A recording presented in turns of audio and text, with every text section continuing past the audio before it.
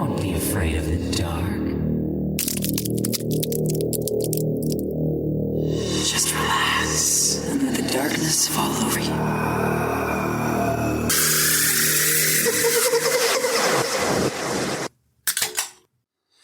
Welcome to Afraidish, a podcast where we take a deep dive into the history and paranormal while enjoying some tasty adult beverages. From ghost sightings to hauntings, urban legends and cryptids, let's get weird and afraid-ish together. Hi, I'm Paul. And I'm Ashley. And welcome to episode 21. Holy moly. Yes. So, we are back locally. We're going to talk about some local haunts in the area. Yeah, I'm excited to be back in the local area, but I was thinking the other day, I think that we should at least do one episode, at least, in Louisiana, coming up soon. Yeah, we could do a whole series in Louisiana. We could do a whole podcast on Louisiana. That state, I want to go there and New visit. Orleans just by itself. That's insane. I want to visit there. I do too. That'd be a fun vacation. That would be a really fun vacation. And I pseudo know someone who does ghost tours. That would be awesome. One of the podcasts that I listened to, she just got her license to be a tour guide because she's been doing them unofficially for so long that she was like, I might as well make this official and do it right. Yeah. Oh, that'd be fun. Mm-hmm. All right. Before we get into it, what are we drinking?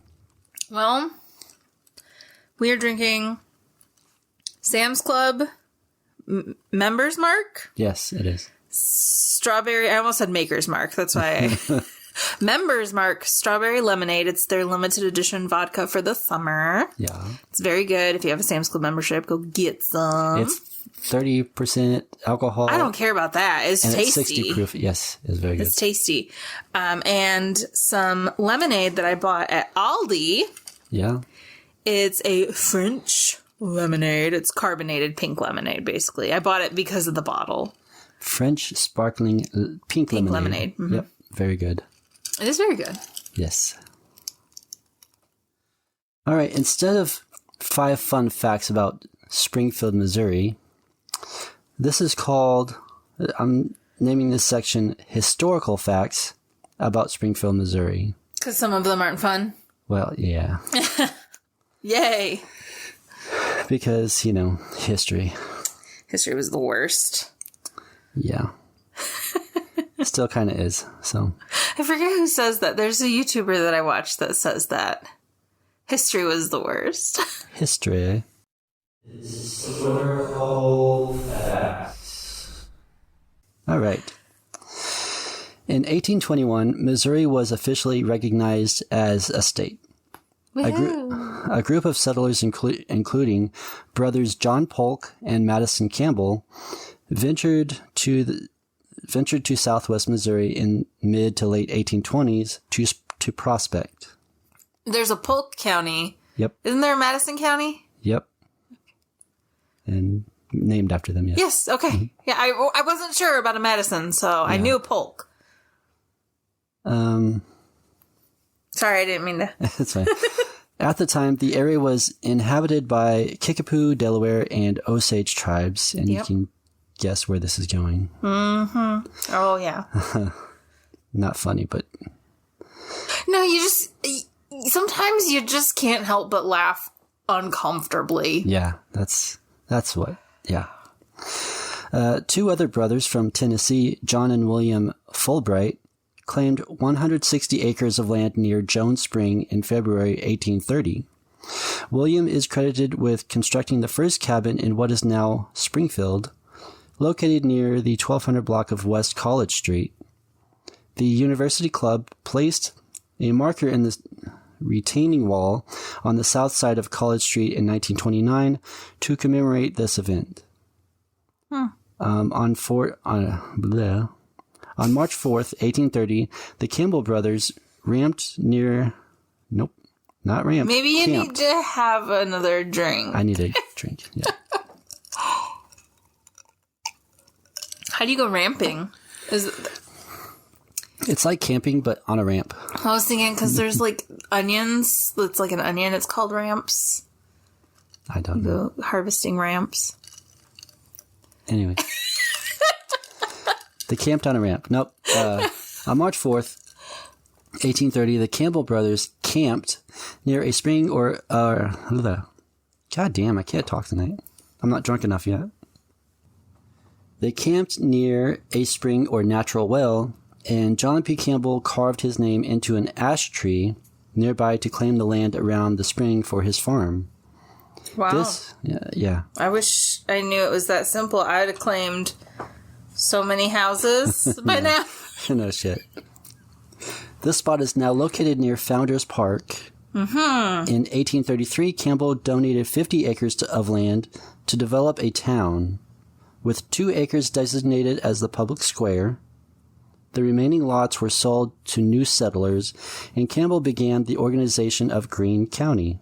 Mm-hmm. The county was officially established on January 2nd, 1833, and named for Revolutionary War hero Nathaniel Greene. Aha! And we have the Nathaniel Greene Park, yep, which is pretty nice. I always knew that little factoid in the back of my head, but every time I hear it or I'm reminded of it, it's like, oh yeah. Like I forget it. It's, doesn't affect my day-to-day life, so why should I retain that information? I retain so many useless information. That one can skedoodle. We haven't walked through the Japanese garden, have we? Yeah. Did we? Yeah. Keegan was... Oh, yeah. I think I had just graduated aesthetic school? Or was getting ready to... No, it was after I graduated, because it was in, like, the spring after I graduated. Anyways, yeah, they have a beautiful Japanese... Stroll garden, yeah. Mm-hmm. It's very nice. They also have some old cabins and things where they do reenactments and stuff. Yeah. Oh, yeah, we carved our names in a gazebo. Back when we first started, when we were little children starting to date. 13 years ago. I was a child. Almost 13 years ago, right? Mm-hmm. Yeah. Yep, when I was a child and you were a grown man. Shut up. But Dennis says, well, cradle robber. Anyways. No, I was 20 when you first asked me out. I forget that. I had already turned 20. By the time you asked me out. I was not 20. No, I was 7. 27-ish. Mm-hmm. Anyways. You turned 28 the year we started dating. Anyways. By 1835, approximately 500 people resided in Springfield, which was then incorporated in 1838. Yay. In 1838, the U.S. government forced the Cherokee people from their ancestral lands in Tennessee, Alabama, North Carolina, and Georgia. This tragic event, known as the Trail of Tears, resulted in the deaths of thousands of Cherokee people during the journey, and as a result of the relocation. Yep. Yeah. It's pretty rough. Yep, the stain on America that nobody wants to fucking talk about. Nope. And everybody wants to... Not everybody, but some people want to make horrible excuses for. Yep. It's ridiculous. The Trail of Tears passed through the Springfield area along the Old Wire Road, which is now part of the Trail of Tears National Historic Trail Auto Tour. Interesting, because this is interesting. I see the signs along where the Trail of Tears, like when you're driving down the road, right. There's like little markers, Trail of Tears, whatever. I drove home tonight I went through Battlefield. I usually don't do that. I usually take Republic Road all the way home. I drove through Battlefield on Old Wire Road, which is like way south of where I see the Trail of Tears signs. So like, I don't know. I mean, they could have, I have no idea. Do they really know exactly the trail Or do they... That's my question. Like, is it that the old wire road that runs through Battlefield new? Like, is that the new old wire road? Or are the Trail of Tears markers in the wrong place? Who knows? Along more populated areas? Probably. Because I don't know, it wouldn't make sense, because that's like a really, I don't want to say really secluded, because people live there, it's like a neighborhood, right. But it's Battlefield, population, what, like 5,000? I don't know. Anyways. So it would make more sense to draw more attention to them, but also it's just interesting, like, this has no effect on anything, you know me, my brain just catches a trail and runs. I mean, it could be like a wide area that it's a big trail, I guess. I don't know. Very sad. Yeah, exactly. Yeah, exactly. Today, visitors can follow this route along Interstate 44 and US 60 to learn more about this heartbreaking chapter in American history. Yeah. Springfield was divided in its sentiments as the Civil War... Nope. Springfield was divided in its sentiments as the Civil War loomed. The first major battle west of the Mississippi River occurred on August 10th, 1861, with U.S. Goddamn, I can't read. With Army units clashing near Wilson's Creek. Mm-hmm. The battle involved around 5,400 Union troops and 12,000 Confederates, resulting in the death of General Nathaniel Lyon, the first Union general to die in combat, and victory for the Confederates. The Union troops fell back to Lebanon, then Rolla, and regrouped before returning to Springfield, but the Confederates had already withdrawn. The battle led to increased military activity in Missouri and set the stage for the Battle of Pea Ridge in 1862. Mm-hmm. I always like to remind people that technically Missouri was a neutral state during the Civil War, which that's not necessarily something to brag about either. Like, how can you be neutral about, like, some people want them to stay enslaved, some people want them to be freed. Like, I don't really know. Flip a coin. Yeah, but that resulted in families fighting each other because they didn't agree. You know, yeah, which, I mean, like, look what's happening today. Yeah. Although, I feel like if the Civil War were happening in today's climate, the Springfield area would not so much be divided. Yeah. I mean, there would be factions against it. Right. But the majority, I think, would fall along Confederate. Unfortunately, yeah. Yeah. It's really frustrating. Very sad. Anyways. The National Park Service recognized the battle's significance, and Wilson's Creek National Battlefield was designated in 1960. Wow, long time. Huh? I said, wow, long time. Yeah. But that makes sense. Like, that's about when Americana was a big thing. Right. The battlefield, which spans 1,750 acres, remains largely unchanged and is considered one of the country's most historically pristine battle sites. I didn't know that. Yep. I always think of Gettysburg when I think of, like... It is the most famous. It was the largest battle, right. But... I don't know. I don't know if they're saying, like, west of the Mississippi or what. I don't know. Or just the fact that it's remained pretty, like you said, unchanged. Yeah. It's basically almost down the street. Yep, drove through it today. Yeah. After the Battle of Wilson's Creek, possession of the city was contested for 2 years. In January 1863, Confederate forces led by General John S. Marmaduke advanced toward the town square, resulting in a battle. Springfield Town Square? Yeah. Oh. We're talking about Springfield. Yeah, I didn't know there was a battle. I mean, you gotta realize this wasn't populated with a bunch of houses and shit. It was still like... No, but it was. They had a town square. Yeah. There were enough. I guess I didn't realize there was a battle in Springfield. I guess so, yeah. I guess the main battle was down here in Battlefield, so. Right. At the Battlefield. Anyways. You never hear about the Battle of Springfield, though. Yeah. Except for right now. Thank you. I'll let you talk.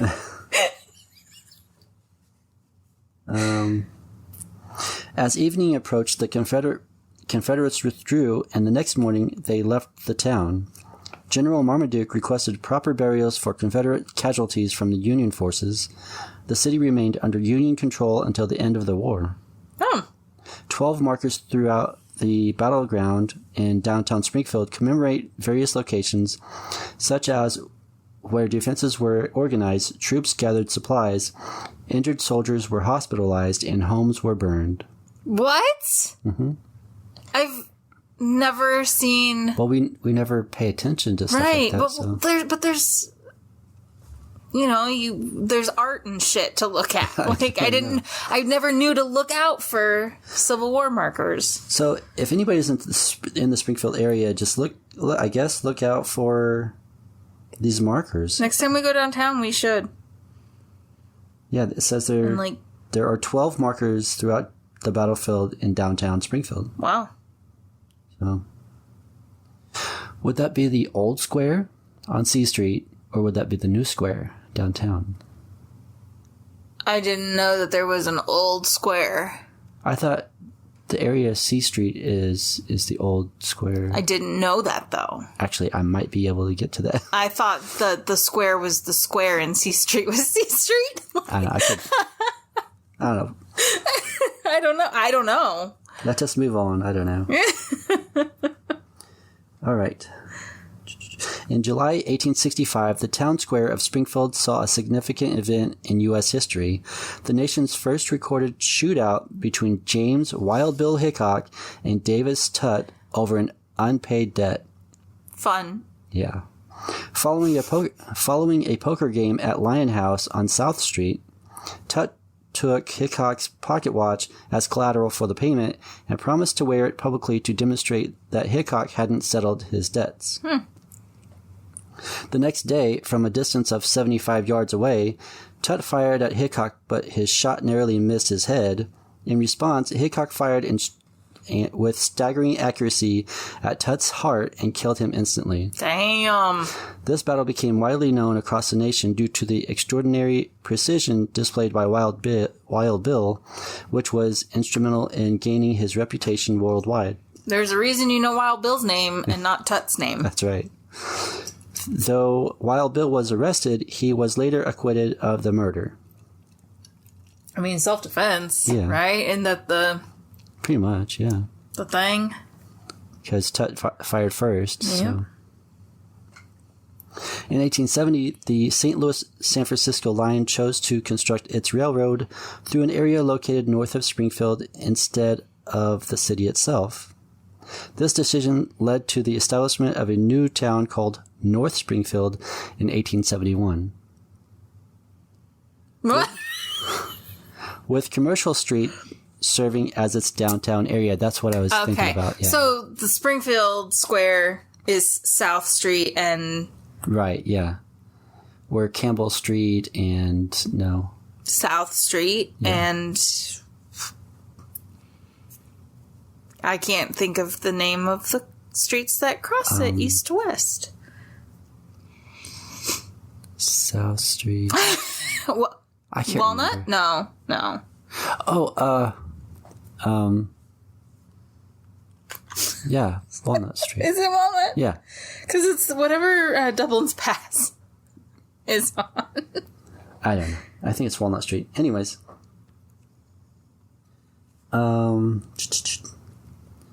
With Commercial Street serving as a downtown area. The city was also known by other names such as Northtown or Moon City. North Springfield's main street was Commercial Street, and its southern city limits were... Park Central West and Park Central East. Okay. And then South Street turns into Boonville. Yeah. North. Okay. I was confused. Anyways. I don't spend a lot of time downtown. Yeah. Anyways. Sorry. North Springfield's main street was Commercial Street, and its southern city limits were shared with Springfield at Division Street, which was named due to the division between the two cities. Aha! In 1887, Springfield and North Springfield held a vote to merge and become one city under the name Springfield. Pawnee and Eagleton did the same thing. Yeah. Only they... Parks and Rec reference. They didn't share the same name after. No. Anyways. The diversification of commerce and industry accompanied the arrival of the railroads, and after 17 years, the union of the two towns in 1887 strengthened the city of Springfield. Yay. Springfield experienced a surge in business with over 150 establishments operating by 1878. Hershey. He's had enough. Hershey, our dog, he's laying on our couch, and my laptop's on the couch, and he just stretched and almost knocked it on the floor. Mm-hmm. As a result, it earned the title of the Queen City of the Ozarks. By 1880, a woolen mill was producing 1,500 yards of cloth daily. Cotton mills were converting 1,000 bales of cotton into fabrics annually, and mills were grinding 200 barrels of flour per day. Man, can we bring the textile industry back, please? Yeah, we might need it. A much more humanitarian and environmentally friendly way? Yeah. Springfield was ahead of the game in 1887, becoming one of the first cities in the U.S. to have an electric trolley. The trolley network expanded rapidly, with lines reaching various areas of the town. Excuse me, what? Springfield's public transportation is one of the worst in the country, but we were the first to have a public trolley? Yeah. Where the fuck is the trolley? No longer there. But, duh. But, why? That would be so awesome. I don't know. The trolley network expanded rapidly, with lines reaching various areas of the town. Riding the streetcar was not just a convenience, but a popular form of entertainment. The streetcar service was discontinued in 1937. Jeez. And there will be more history about Springfield, Missouri in our next episode. Cool beans. I didn't want to make this entire episode just history. So, all right. Now, let's relax and enjoy the night in the Walnut Street Inn. Ooh. The McCann Jewel House, now called the Walnut Street Inn, exudes the welcoming and delightful qualities of a Queen Anne Victorian residence. Uh-huh. With a rich historical background, this house has been owned by a lineage of noteworthy individuals. And basically, this history of this inn is all about the owners. Interesting. Because there were several. Springfield was ready. Am I going to get mad, or is this going to just be... Okay. The way that you looked at me was, very pointed. It's just a long lineage of owners, so... Springfield was ready for growth in 1879, having reached the age of 50. Seeking their fortunes, young men were still moving west, including Charles McCann from Indiana, with his wife and 2 children. He quickly became involved in business and civil affairs, playing a significant role in the city's development. Wholesale trade was a crucial aspect of Springfield at the time, and McCann established the Springfield Grocery Company as a wholesale grocery firm. Are they still? Yes, they are. Yeah, I thought so. McCann contributed to the formation of the Springfield Club in 1886 and served as a director and president. Springfield Club of what? The Springfield Club later became the Chamber of Commerce. Uh-huh. He also invested in the Springfield Wagon Company, which eventually became one of the country's 4 largest wagon manufacturers.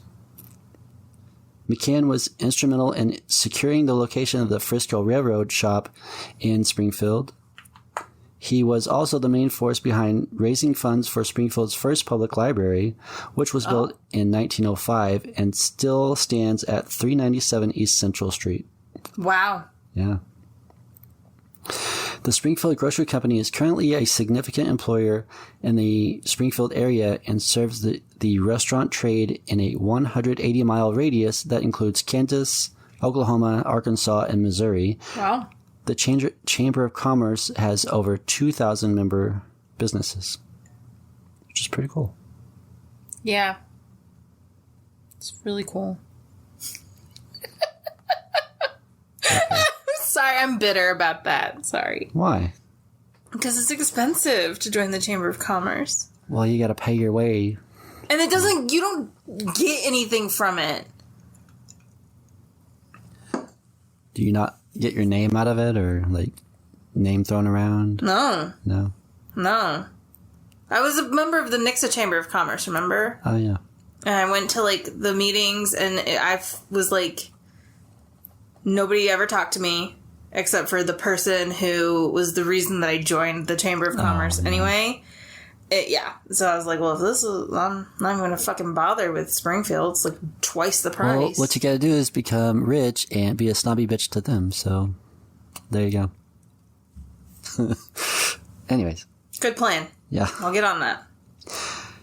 After his wife passed away, shortly after their move to Springfield, McCann married Catherine Ashworth in 1891.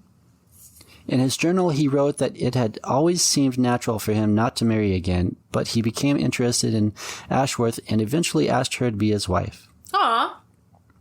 He described the sensation of starting anew when they married. Yeah. Anyways. Okay, so there's no journal excerpt that you're going to read from, right? No, it just says he described the sensation of starting anew when they married. I don't know what he said. Well, the way that you paused, I was like, he's going to read an excerpt from this man's journal. No, okay. I wish. It would be cool. During the mid-1890s panic, when jobs were scarce, McCann built his house. I don't know. Skilled craftsmen were eager for work, and good carpenters were paid only $2 a day. That was a lot of money back then, though. Yeah. McCann purchased top-quality lumber in carloads for $10 per 1,000 feet delivered. It's like $10 a foot. No, not anymore. Well, and other items were bought at a similar cost. Despite this, the house cost almost $6,000. Oh my god. I wish that was today's money. So I just gotta go find an ash tree, carve my name in it. Yeah. And then I can build a house for $6,000. No doubt. McCann incorporated the latest improvements except for electricity, which he later regretted. He utilized 20 iron Corinthian columns cast by Henry Hornsby, which gave the house a handsome appearance. Oh. Upon completion, it became one of the most attractive homes on the street. It is beautiful. While reading Charles McCann's autobiography, it was discovered that there was an exchange of ownership between the McCanns and Jules. Charles recalled that in February of 1904, W.A. Dennis approached him at the Springfield Club and asked if he wanted to sell his house located at 704 East Walnut Street, now known as 900 East Walnut Street. When Charles said yes, W.A. Dennis asked how much he wanted for the property. Charles replied with $8,500, and W.A. Dennis agreed to the price. They agreed to the details, and Charles agreed to give him possession on May 1st, as he planned to move to a farm near Mountain Grove on that date. Wow. W.A. Dennis was to pay in cash. It was a quick sale, but unfortunately, W.A. Dennis never took possession as he passed away about a month after the sale. Fuck! That would suck. The property was then passed to his wife, who improved it and lived in it for a while. The Springfield newspaper was owned by Mr. and Mrs. Jewell, who acquired the home in 1917. Mr. Jewell was not only a newspaper businessman, but also the president of the Springfield Paper and Supply Company. Wow. Can I just tell you just rough Google calculation, $8,500 in the early 1900s was the equivalent of $307,747.56 today. Nice. That's still a good... That house is worth way more than $300,000. Oh, yeah. For today's money. Yeah. It's crazy. Anyway. Sorry. I lost my spot. I'm so sorry. Additionally, Mr. Jewell created and owned the Jefferson Theater in Springfield, which was a well-known vaudeville house and the original location of the Grand Ole Opry. Oh. After Mrs. Jewell... Wait, the Grand Ole Opry? That's what it says here. Because I don't remember that when I did the history of the Grand Ole Opry. I don't know. We'll have to look it up later. Not now. No, not... Rabbit hole number 575. Yeah. After Mrs. Jewell passed away in 1940, the house was divided into 2 apartments. The upper apartment was designated for Mr. Jewell and included a private entrance, a kitchen, and a stairway, which is now the overnight guest entrance. The lower apartment became the home of Mr. Jewell's granddaughter, her husband, and their 2 sons. Oh. A wall was erected to separate the large reception room, our parlor, into an... Okay. A wall was erected to separate the large reception room, which is their parlor today, into an east and west section. You were getting the history off of their website. Yeah. Okay. That's why I would say our parlor today. Yeah. I forgot to change that part.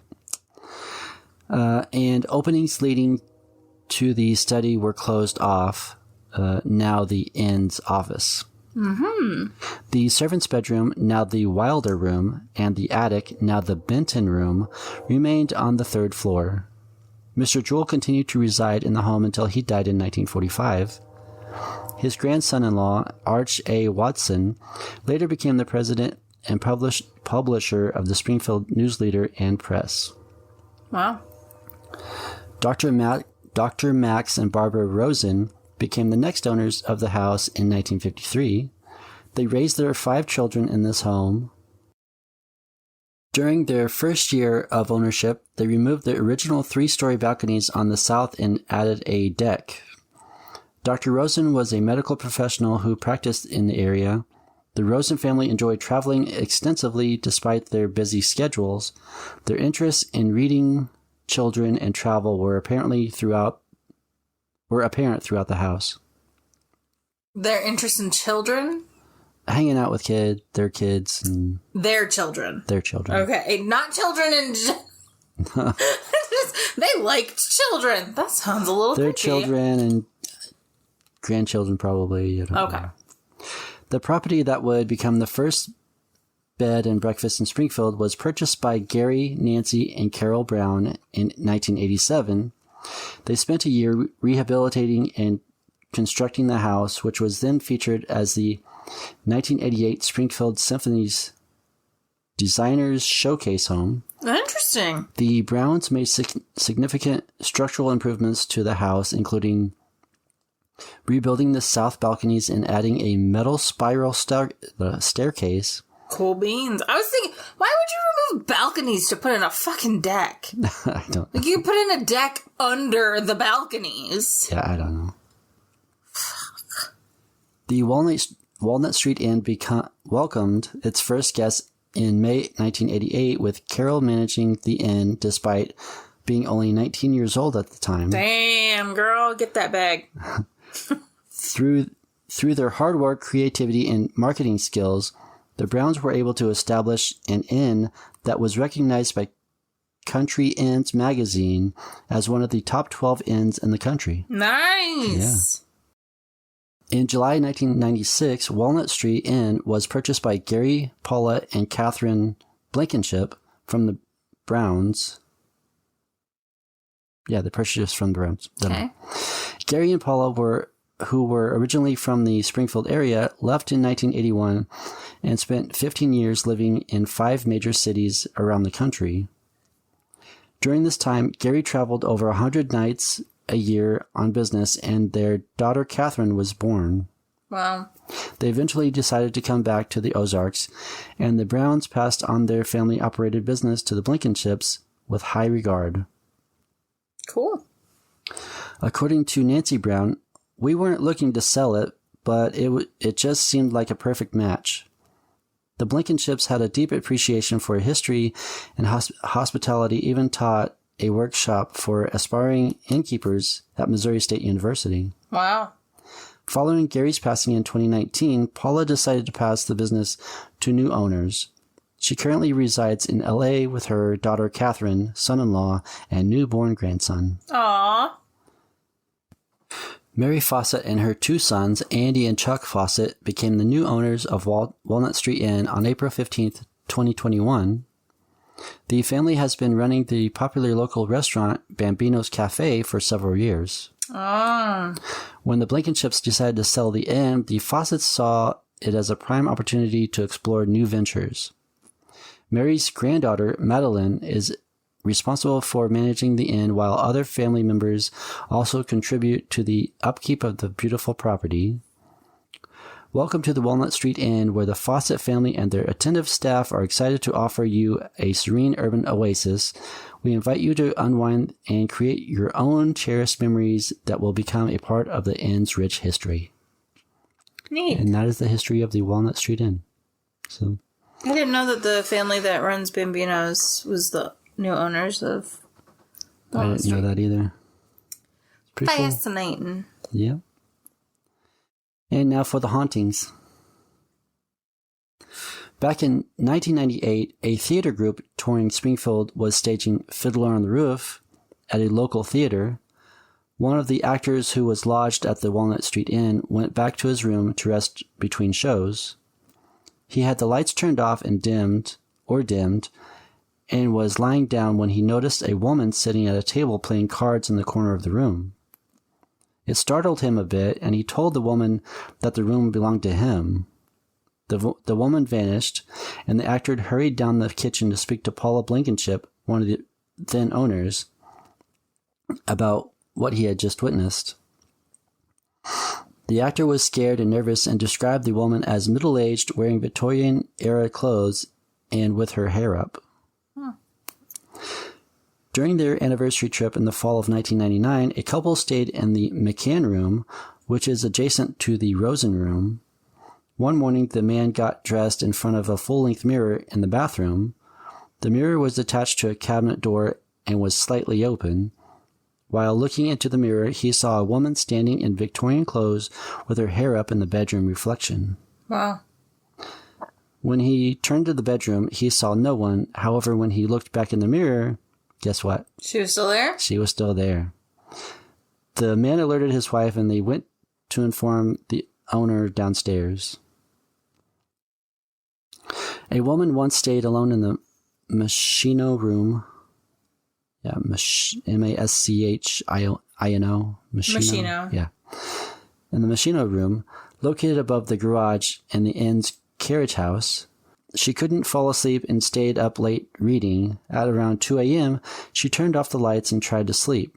However, before closing her eyes, she noticed a mist of fog near the skylight of the room.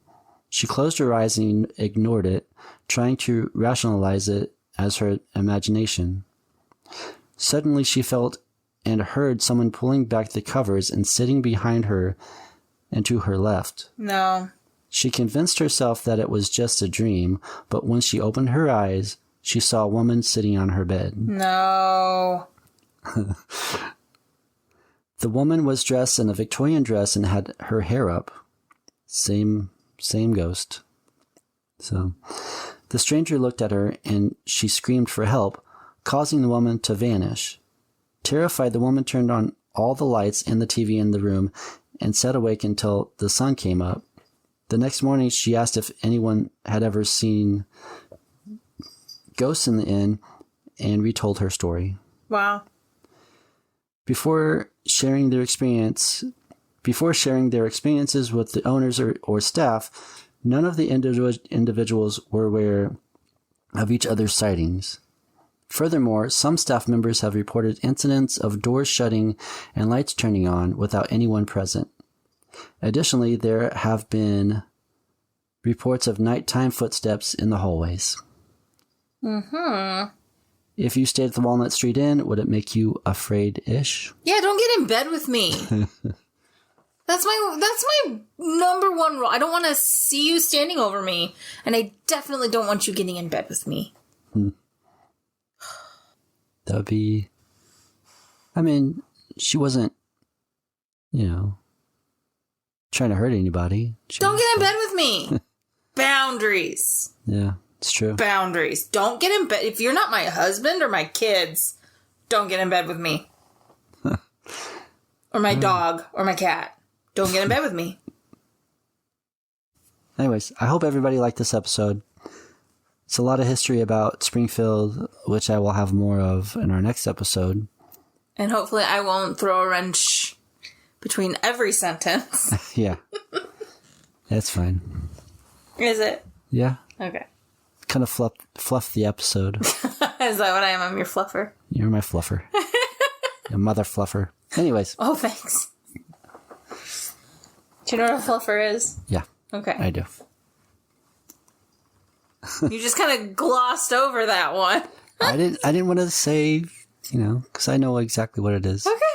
It was just so unlike you to just gloss over that. If anybody's a fan of porn, they know what a fluffer is. Anyways, let's get out of here. You don't have to be a fan. If you've... Oh my god. I think it's bedtime. I think Paul's finally had enough to drink. Yep, I've had 4 or 5 drinks. Jesus Christ! Yeah. I went to a bar and I haven't even had that many drinks. I've had a few. So, anything else? No. All right. I'm gonna go to bed. All right. If you have any stories or requests of anything you want to hear about or know anyone who does, please email me at afraidishpodcast@gmail.com, Instagram and Facebook at afraidishpodcast. The website is still down because I don't have time. All the links will be in the show notes. I do have this on YouTube as audio, but not video right now. Yes, but you do get to look at lovely pictures. Yeah, for the most part. For the most part. There's lots of podcasts that do that format on YouTube. I don't listen to them on YouTube, so I don't know. You can listen on Spotify, Apple Podcasts, Google Podcasts, Stitcher, iHeartRadio, and almost anywhere you listen to podcasts. Also, rate and review on Apple Podcasts and rate on Spotify. 5 stars, please. And even if you hated me. Well. 5 stars. Anyways. Until next time, don't be afraid of the dark. Be afraid-ish of what's in it. Bye. Bye.